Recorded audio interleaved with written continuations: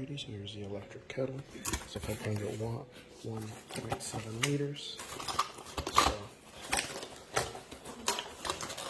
let's see if we can get it out. There we go.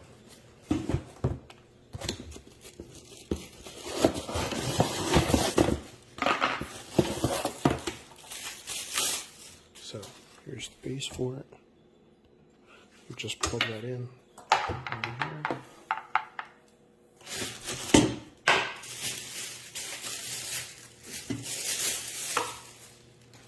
And look at the beauty of that top. That's the bottom.